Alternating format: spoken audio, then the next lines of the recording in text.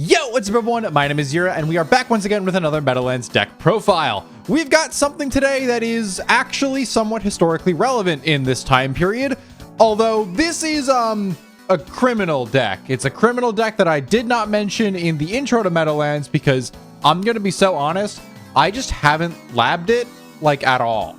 Like up until this point, I don't think anyone in the group that I was playing with was actually trying to play Six Samurai, except for the time when we like just started messing around with this format and then people moved on to other things.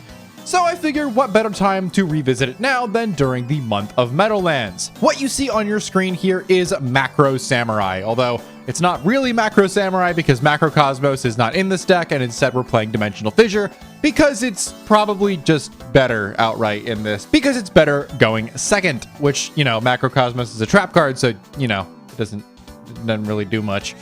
But Six Samurai has a lot of different ways that it can actually be played in this format. You can do the red and blue loops with Mizuho and Shinai, I think are their names. I don't remember. These two, Shinai and Mizuho. Yeah, I got it right.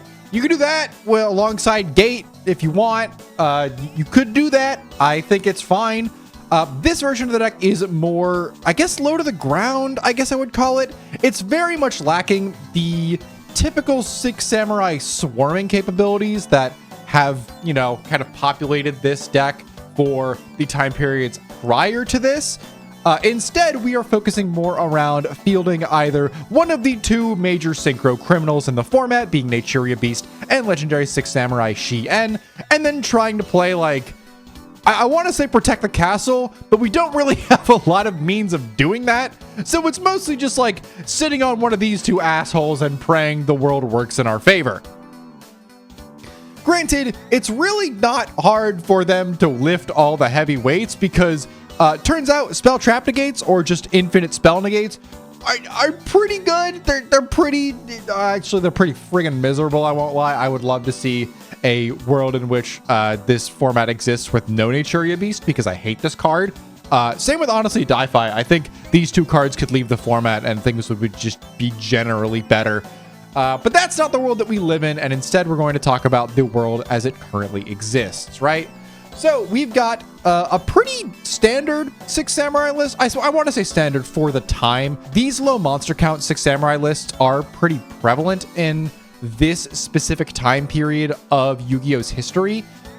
This is very similar to how the deck would be played in like the rogue tables of Dragon Ruler format, and of course the formats prior to that, where the best decks in the room are things like Mermail and Spellbook and a bunch of other decks around, and especially when the Dragon Rulers become a big problem later on. But this deck does actually have some really interesting pieces to it that I do think are, you know, worth talking about. Despite the fact that this is one of those synchro criminal decks, I think this is, at the very least, one of those decks that does it in a kind of interesting way. At the very least, this is a very, very solid anti-meta strategy because of the tools that it gets to play and how consistently it gets to field them.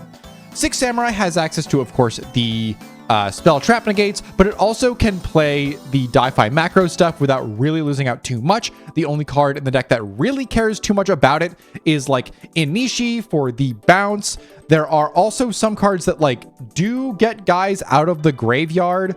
I think it's, where is it? Gateway can target a Shi-En effect monster in your graveyard, but that Shi-En effect monster is not actually this Shi-En. They are two different guys, so it doesn't really matter all that much.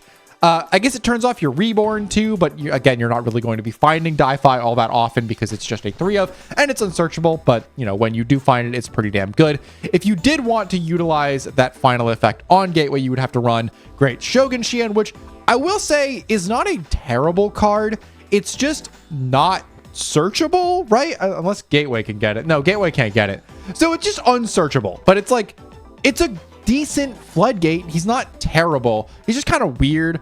I guess Inishi Shi-En's Chancellor is also rebornable by this, but again, these aren't cards that we're currently playing, so, you know, Like, if you wanted to play Xian's Advisor, I guess you could. I don't think you should, but you could do that. All that to say, this deck does not really give too much of a hoot about its own monsters being in the graveyard or the banishment. The main reason that you would want to have guys in your graveyard, apart from exactly Inishi in this list, is for double-edged sword technique, which you could play in a version of this deck that is not playing Di-Fi, because it is just a reborn for 2 of your samurais, and that's overall a pretty solid card. It gives you access to easy synchros, it can make a rank 4 pretty quickly, but in this version of the deck, we don't really need it because we are playing with a bunch of other tools instead. So we're going to go through the card by card and talk about why each individual piece makes its slot, starting off with Grandmaster of the Six Samurai. I think this is a card that could maybe go up to 2 or 3 copies. It is generally a fine card, and it is one of the other reasons why you would want 6 samurai monsters in your graveyard. Grandmaster of the Six Samurai is a 5-star warrior that reads, you can only control 1 Grandmaster of the Six Samurai, and if you control a 6 samurai monster, you can special summon this card from your hand. If this card is in your possession, is destroyed by opponent's card effect, you can target a 6 samurai monster in your graveyard and add that target to your hand. So it's some nice recurability. It's also just a free 2100 body that doesn't require your opponent to control a guy. It only requires you to control something. So we do still have some elements of the 6 Samurai swarming stuff in here, but not a bunch. We've also got 1 copy of the 6 Samurai Zanji. This is one of the original 6 Samurais instead of the legendary ones that are mostly populating this deck list. Zanji, at the end of the damage step, can, if this card attacked, destroy the monster this card attacked. You must control a face-up 6 samurai monster with a different name to activate and resolve this effect. And if this card would be destroyed, you can destroy another 6 samurai monster you control instead. Kind of a niche effect. It's not terrible, though. It can out some weirdly problematic guys. This can destroy Ophion, which is pretty important for this deck because you are still trying to make your synchro criminals, despite the fact that most of this extra deck is a rank 4 toolbox.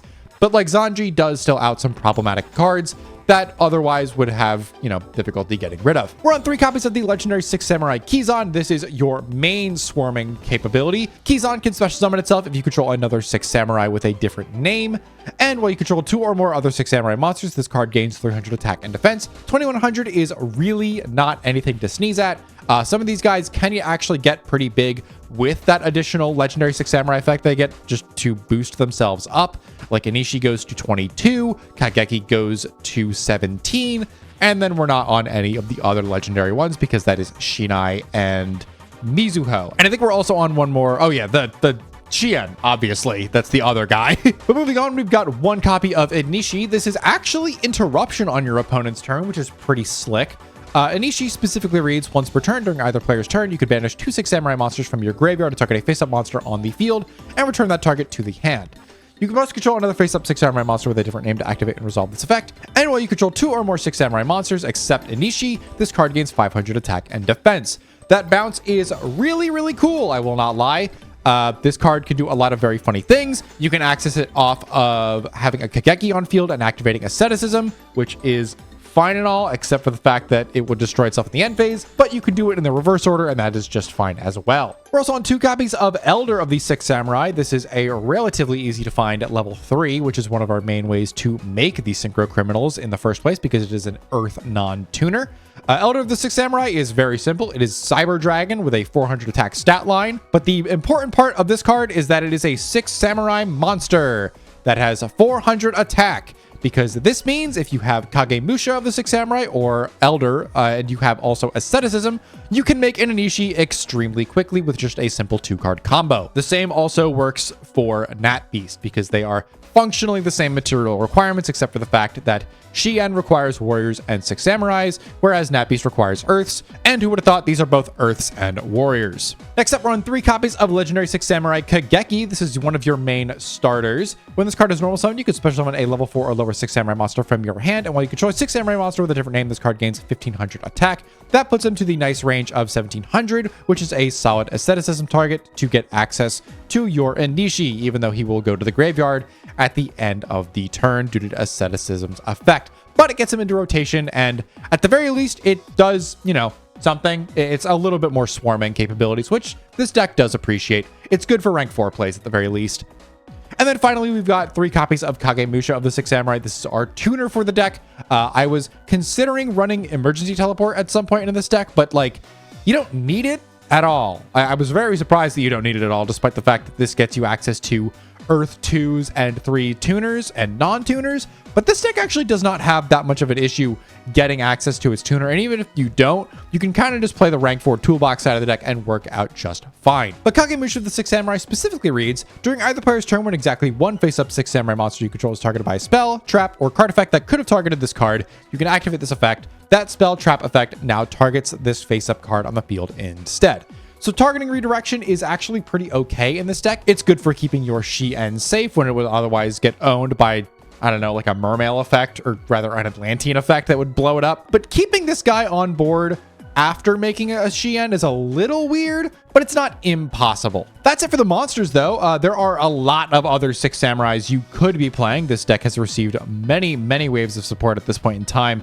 But there's just kind of like, at least for this version of the build, there isn't really any other guys that I'm really interested in playing around with.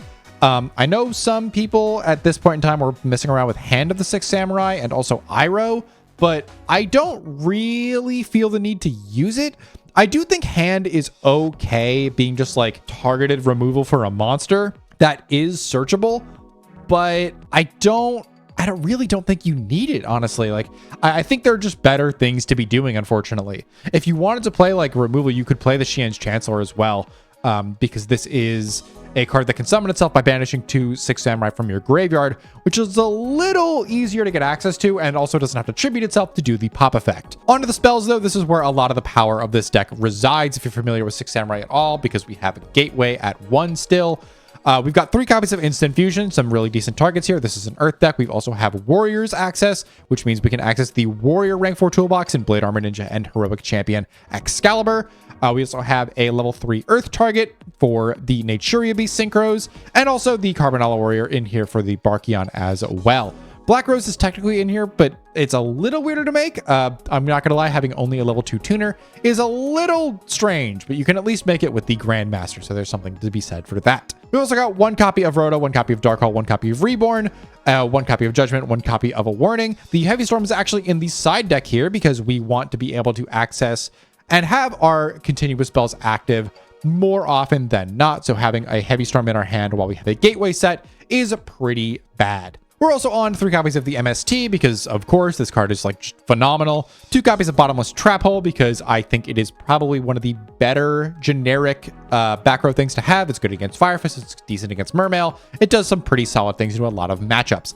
We're on 3 copies of Shien's Smoke Signal to kick off the 6 Samurai spell traps. This adds a level 3 or lower 6 Samurai monster from your deck to your hand. This gets you access to Kagemusha, Kageki, Elder, pretty much anything that you want access to that would help you get access to Shien relatively quickly, which is really nice. It's also really great for finding ways to combo off of any drawn asceticisms. Speaking of asceticism, I've talked about this card a good amount, and let's talk about what it actually does.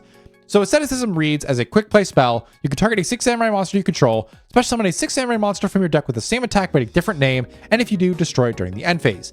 This can, in theory, get you access to Inishi on your opponent's turn, but the main use case for it is tagging a Kagemusha into a Elder of the 6 Samurai to access your Shien quickly, or of course, getting to a Nat Beast relatively simply as well.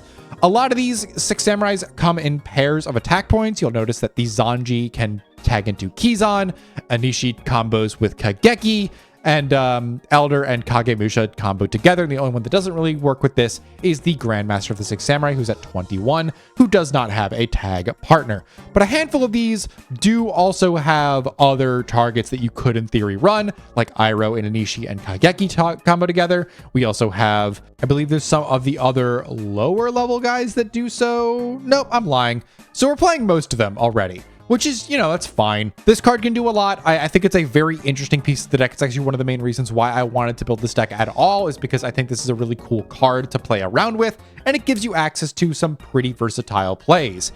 Well, then we're on the main war criminal of the deck in the main, which is Gateway of the 6.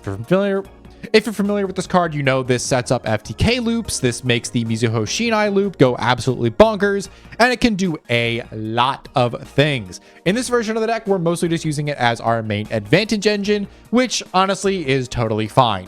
Gateway of the 6 specifically reads, each time a 6 Samurai monster is normal or special summoned, this happens a lot.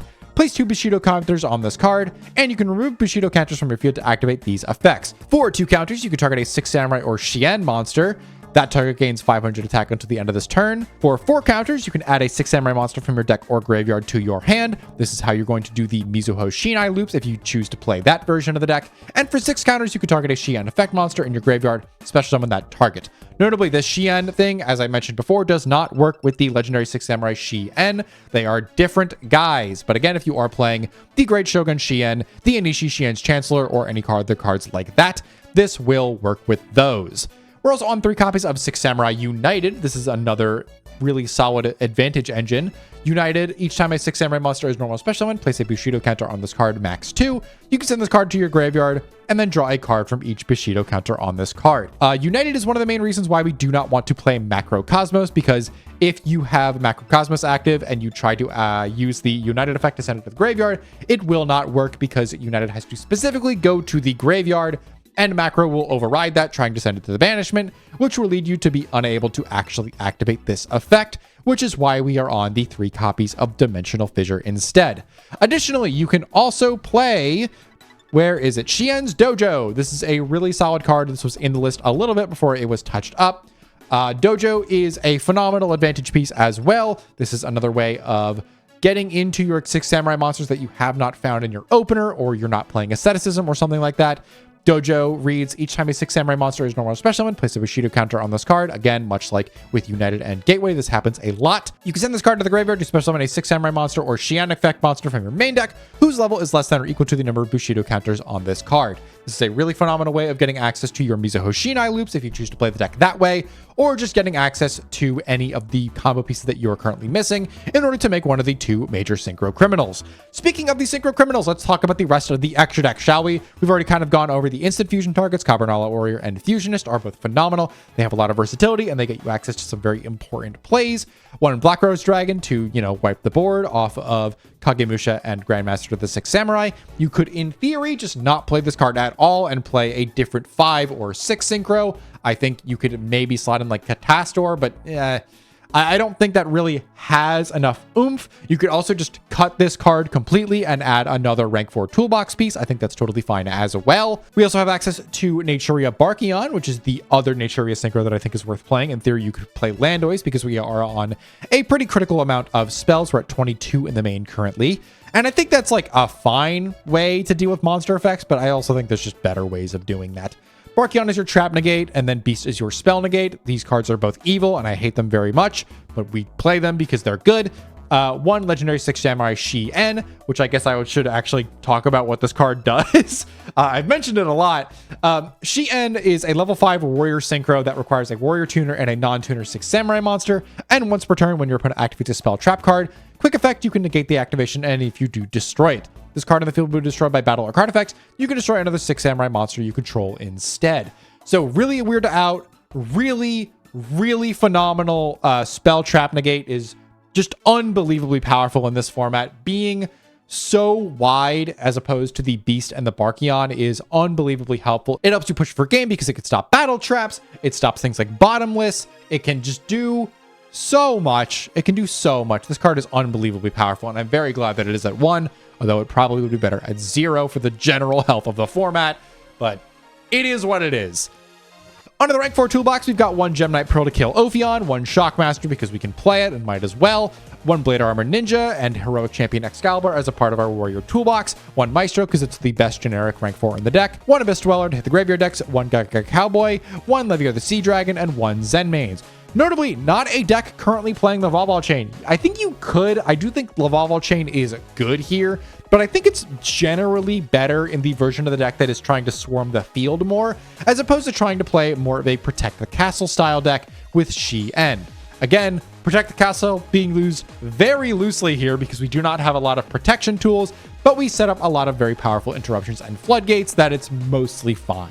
Onto the side deck, we've got 3 copies of Maxi. We're playing an Earth deck. We can make Earth Synchros with this card, although in this deck specifically, it's actually much harder to do so because your tuner of choice is a level 2, and I am not playing Armory Arm. You cannot make me play Armory Arm in this deck. I do not want to. The 1 Heavy Storm is in the side for going second, alongside 1 Minecon and 1 Book of Moon.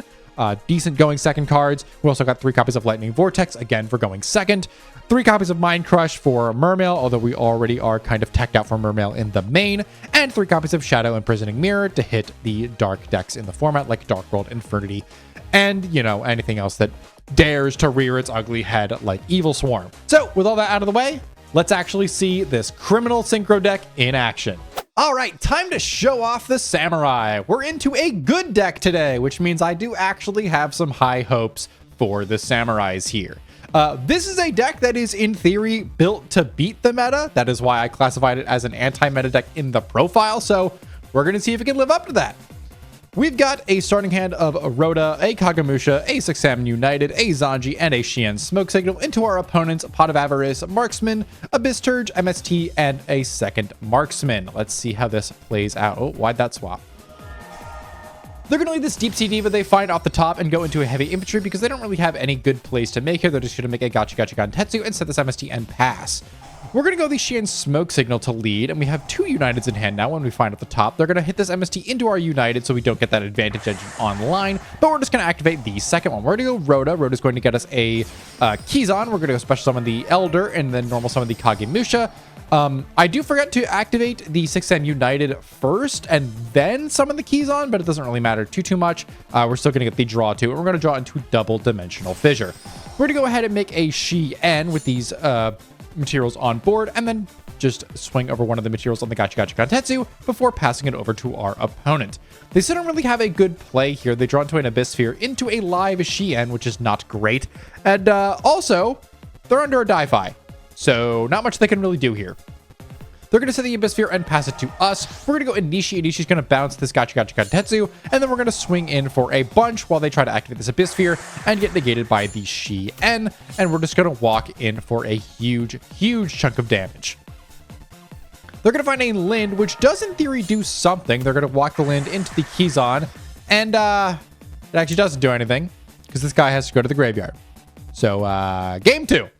All right, our opening hand here is looking significantly worse. We've boarded in going second. We got the Lightning Vortex, and our opponent has opened pretty decently, honestly. No big guy in hand, but they have a way to get to it using the Gen X Undyne to pitch another copy of Atlantean Dragoons. Not the one that they have in their hand, of course, but, you know, it's fine.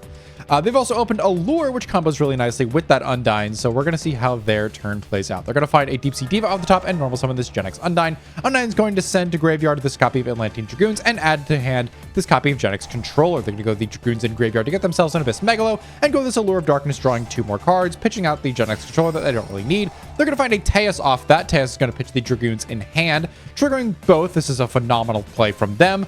They grab a Abyss Pike and a Heavy Infantry, and then they're going to go the Megalo. Megalo is going to pitch both the Abyss Pike and this Abyss Gun they have in their hand in order to trigger both the Gun and the Abyss Megalo. Megalo is going to be Chain Link 1 to add another Abyss Sphere, while they go the Gun to summon out the Spike.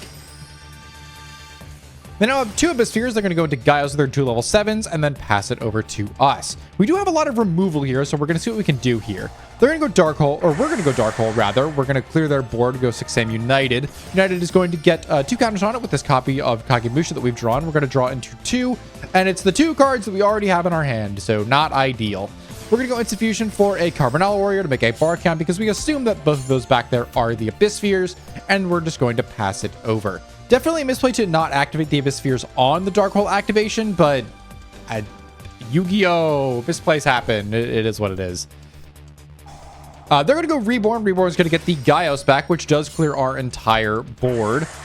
They do not go Diva here first to get into the Catastor, which would have been better and cleared the Grandmaster, but the Grandmaster would have just added back a 6 Samurai name, which actually would have been really beneficial for us because of the asceticism that we have drawn for turn. So it turns out that misplay ended up going pretty nicely. They're going to do the play where they go double Abyss Sphere here. Unfortunately, Mermail Pilot here does not realize in the moment that double Abyssland does not work because it's a hard once per turn. So, oops. That's a big oops here. It is what it is. They're still going to get the Abyssland trigger. Abyssland is going to get the Megalo, and the Megalo can still contest the Grandmaster on their turn. They're going to go Abyss Pike. Abyss Pike to search out the Gun, which is actually going to trigger this Grandmaster with the Heavy Infantry blowing it up, but they have a set Mind Crush, which is why they did not mind that. They are going to send the Kagemusha that we add to hand off of that with the Mind Crush, and they're going to swing it for a bunch of damage and pass it over to us. We draw an MST for turn, which does not do anything, and we're going to scoop it up. A game 2 rife of misplays, and now we're into that all-important game 3. Our hand almost looks good, except for the fact that we do not have a good way of putting a Synchro on board. We have this Elder and the Kagemusha in hand, but we do not have 2 normal summons to make good on that. So we're going to see what we can do here. We draw Rhoda, which is not nothing. We're going to go Rhoda for the Kageki. Kageki is going to normal summon. They're going to drop this Maxi they had in their hand. We're going to go the Kageki for the Kagemusha so we can actually get a Shion online. But that's really all that we have to do here. We're going to give them 2 draws, an Abyss Sphere and an MST. They're going to draw for turn into a Maxi, and then they're going to leave this Undyne. Undyne is going to dump this Atlantean Dragoons before they add the Gen X controller. And now they have the ability to grab a heavy infantry off of that, which they can then pitch for the Teus, killing our Shi-En, and also igniting them a search off of the Teus. They're going to clear our board and add to hand a gun before swinging in for 17 and 12. They don't really have any good ways of extending from here, so they're just going to set the MST and the Abyss Sphere, which is totally fine because they still have a Maxi in hand, so they can put the pressure on us while we try to break apart their board. We draw into a Shion Smoke Signal, which is pretty nice, but we're going to lead this Monster Reborn here. They're going to go Maxi, which honestly we probably should have done the Elder first. That's a misplay on my part, but it is what it is. They misplayed last game, which we misplayed this game. It's all right. We're going to give them a draw off that Maxi, which is going to get them into a Dragoons. 2 draws, really, because they draw the Megalo first. And then we're going to normal summon out this Anishi, which is interaction on our opponent's turn. We're going to swing over their board, go in for a decent chunk of damage. They're going to choose not to activate the Abyss Sphere because we do have a live Shi-En. They're going to find Allure of Darkness off the top, which is phenomenal for this controller that is sitting doing nothing in their hand. They're going to rip it, and we're not going to negate it because we know they have a Abyss Sphere, and we want to negate something a little bit better than just a draw 2.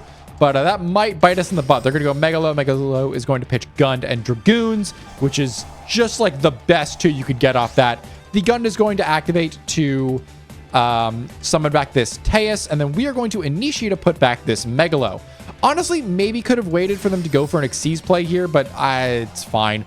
They're going to go a second Megalo using the Megalo in hand and the marksman that they had to get a second Megalo on board, which is going to enable them to make a rank 7. They're going to make the Big Eye and steal our Shi-En before then going for Abyss Sphere into Abyss Lind. They're going to go Lind into our Anishi to trigger it and get the Teus on the board. They're going to go the Shi-En over our guy, and then the Big Eye cannot attack, so we're left with this Grandmaster on board. We draw into an Asceticism, which would be good, but we have to bait out this Shi-En first. We're going to go Smoke Signal, which does eat the Shi-En, and then we're going to go Elder. Elder is going to use this Asceticism to get a Kagemusha to board, and we're going to go Black Rose Dragon to even out the board. They could have, in theory, set this Abyss Sphere to play into that Black Rose Dragon, but, like, at that point, like, what are we doing? That's just asking to die to an MST. They're going to draw into a Judgment and then set the Abyss Sphere, and then they are going to swing in with the Gen X controller, and then they're going to set the rest of their hand. We really do not have a great way of playing through this. We're going to normal summon out this Keyzon. They're going to elect to not Judgment it because it's just a Keyzon. It's not really doing a whole lot on its own, and they're going to go Abyss Sphere for a Lind in the wrong phase. That's oopsies. They're going to normal summon out this Gund, though, and Gund can make a Leviathan Dragon, which we really do not have a good way of getting over 2,500 body anymore. We're kind of out of resources, and we draw into an Eternal Fissure just a little too late. That Abyss Sphere is going to blow itself up. They're going to draw into a Reborn, which is that's everything. We're just gonna die here. So how are we feeling about Macro Samurai? Honestly, even though we lost the set and it was kind of rife with misplays, I don't think this is a bad deck.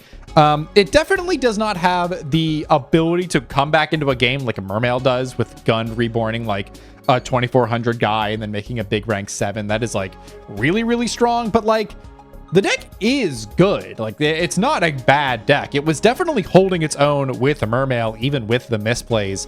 I definitely do think there is still a little bit of work to be done on this list, and while I am still having a lot of fun with this specific brew, I do acknowledge that there are places where it can be touched up. That said, I am really enjoying this list. I think it's really sick. I think even without Mizuho and Shinai, this deck can still do some crazy stuff. Shi-En is still an absolute house. It is a very, very good card. We just kind of need to find a way to get a little bit more swarming access onto the board. And I think once we figure that out, this deck is going to like soar. But for right now, I think this deck is in a totally fine position. Maybe we could go up on a copy of Grandmaster and cut down something else by 1. Maybe like Instant Fusion goes down to 2. I'm not really sure yet. But that said, I really think this deck has legs. It is probably one of the better rogue decks I've shown off on the channel, and it is certainly earning its spot as an anti-meta pick because of its just innate ability to play Dimensional Fissure in the main, much like Dino Rabbit can.